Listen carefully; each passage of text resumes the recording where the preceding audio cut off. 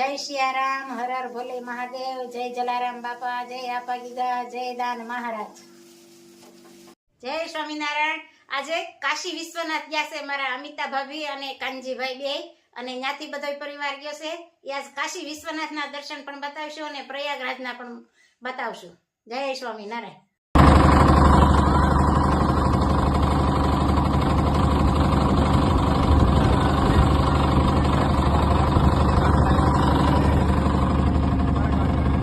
જય સ્વામિનારાયણ। પણ મંદિર ઘાટમાં આવ્યા છીએ અત્યારે બધા ઘાટના દર્શન કરીએ છીએ હોળીમાં।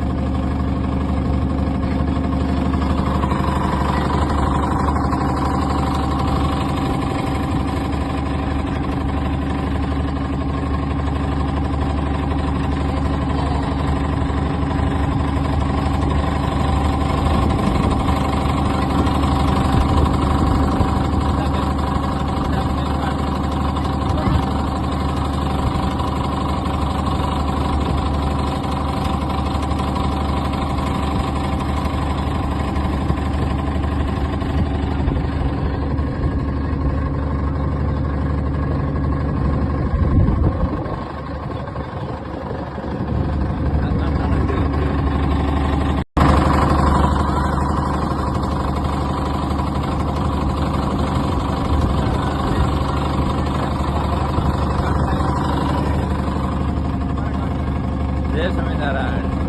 પણ મંદિર ઘાટમાં આવ્યા છીએ અત્યારે બધા ઘાટના દર્શન કરીએ છીએ હોળીમાં।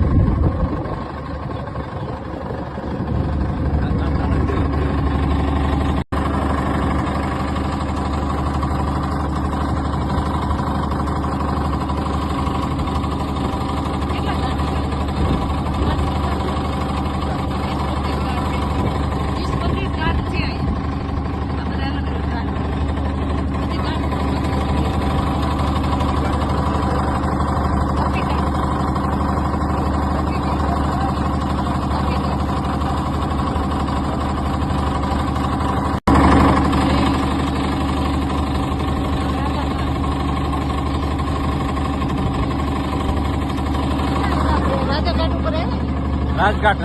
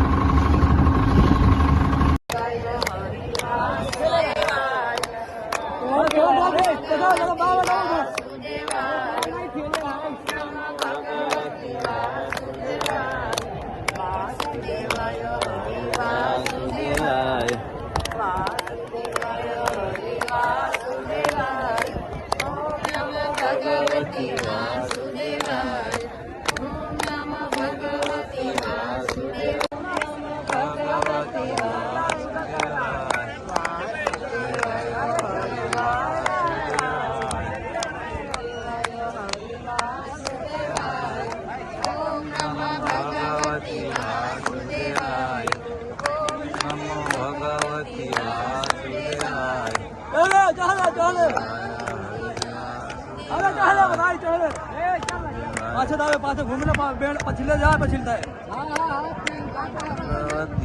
ઉતરે જા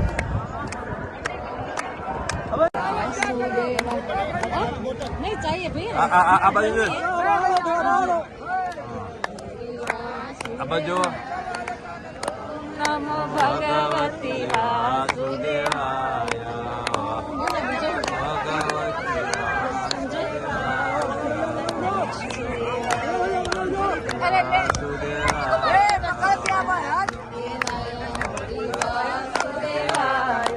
ओम नमो भगवती वासुदेवाय નમો ભગવતે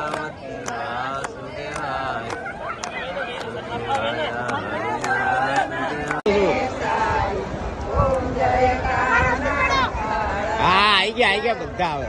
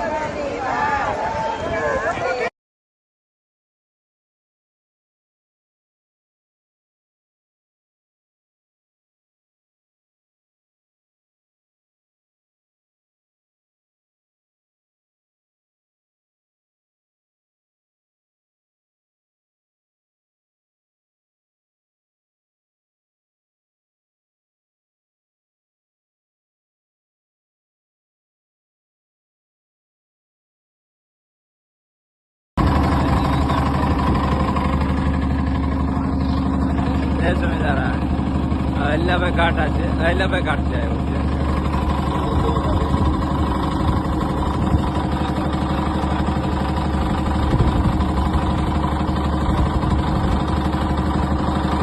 સ્વામિનારાયણ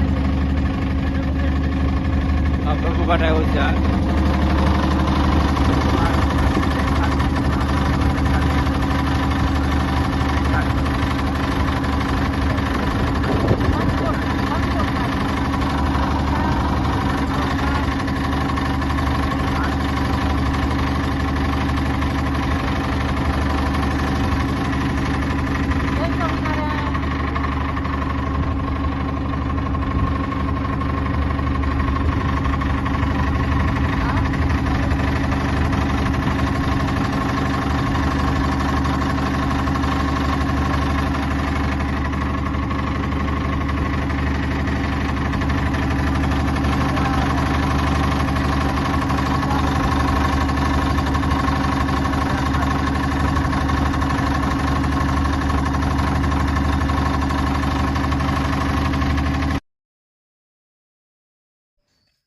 જય સ્વામિનારાયણ મિત્રો, ખૂબ લાઈક કરી રહ્યા છો, ખૂબ શેર કરી રહ્યા છો, ખૂબ સબસ્ક્રાઇબ કરી રહ્યા છો.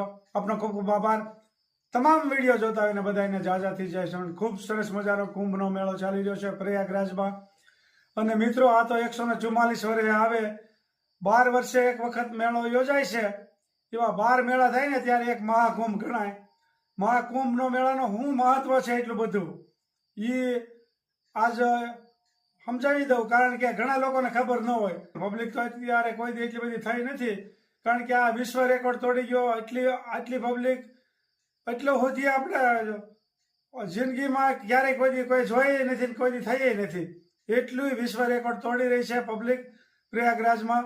અને મિત્રો, આનું તો એક મહત્વ એ છે કે દેવો અને દાનવો જ્યારે સમુદ્ર મંથન કર્યું, દરિયામાં નાગથી વલોવ્યું અને એમાંથી 14 રત્નો નીકળ્યા. એ 14 રત્નોમાંથી પેલા ઝેર નીકળ્યું એટલે પછી દેવો અને દાનવો મૂંઝાણા કે આનું શું કરશું. ત્યારે બધાએ ભગવાન પાસે આટો મારી લીધો. ત્યારે કોઈ કરતા કોઈ હાથ ન ચાલ્યો. પછી ભોળાનાથ પાસે ગયા કે ભોળાનાથ પગમાં પડી ગયા કે આવડો ઝેર નીકળ્યું છે, આનું શું કરશું. ત્યારે ભોળાનાથે આશ્વાસન આપ્યું કે મૂંઝાતા નહીં, બધું ઝેર પી ગયા, ગળામાં રાખી દીધું, નો એને શરીરમાં ઉતાર્યું, નો બહાર કાઢ્યું. બહાર કાઢે તો પૃથ્વી સાફ થઈ જાય. એટલે દેવો અને દાનવો તો પછી રાજી થઈ ગયા કે નહીં, ભોળાનાથમાં પગમાં પડી ગયા. વળી પાછું સમુદ્ર મંથન ચાલુ કર્યું. એક પછી એક 14 રત્નો નીકળ્યા અને છેલ્લે મહાકુંભ નીકળ્યો આવો ખૂબ સોનાનો, અને એમાં અમૃત હતું. એક જોતું હોય એટલે દેવો અને દાનવો બે પાર્ટનરમાં ધંધો ચાલુ કર્યો હતો. પછી તો ઓલા કે કુંભ મારે જોઈ છે, ઓલા કે મારે જોઈ છે. એમાં તો મા ઘમચાણ બોલીને ઝપાઝપી બોલી ગઈ, અને એમાં ઇન્દ્રનો પુત્ર દયંત એ હતો. એ કુંભનો ઘડો લઈને મળ્યો દોડવા. તેમાંથી દોડતો એક ટીપું પડ્યું પ્રયાગરાજમાં, એક ટીપું પડ્યું હરિદ્વારમાં, અને એક ટીપું પડ્યું નાસિકમાં, અને એક ટીપું પડ્યું ઉજ્જૈનમાં. આવી રીતે ચારેય જગ્યાએ અમૃતનું ટીપું પડ્યું, એટલે ચારેય જગ્યાએ મેળા થાય છે. અને આ અત્યારે હાલી રહ્યો છે પ્રયાગરાજમાં મેળો. એનું મહત્વ મિત્રો એટલે વધારે છે, ચારેય કરતા મહત્વ વધારે આનું વધારે શું કામ છે કે ગંગા, જમના અને સરસ્વતી ત્રિવેણી સંગમ, આ ત્રણેય નદીઓ ભેગી થઈ છે. એમાં નાવાનું ખૂબ મોટું માધ્યમ છે. અને આ તો સોનામાં સુગંધ ભળી એમ કહેવાય છે કે આ મોટો મેળો બરોબર અહીંયા એ જગ્યાએ આવ્યો છે. આજે પ્રયાગરાજમાં ચારેય જગ્યાએ થતો હોય, પણ આ વખતે પ્રયાગરાજમાં હાલી રહ્યો છે. એટલે કરોડોની સંખ્યામાં લોકો સ્નાન કરી રહ્યા છે. ભાગ્યશાળી કહેવાય કે અત્યારે આવો લાભ મળી રહ્યો છે, કારણ કે વિદેશમાં જેટલી વસ્તી નથી ને એટલે તો એ દરરોજ સ્નાન કરે છે મિત્રો. એટલે આ ખૂબ એક સરસ મજાનો મેળો ચાલી રહ્યો છે, અને ખૂબ એનો લાભ લઈ રહ્યા છે લોકો. જય સ્વામિનારાયણ.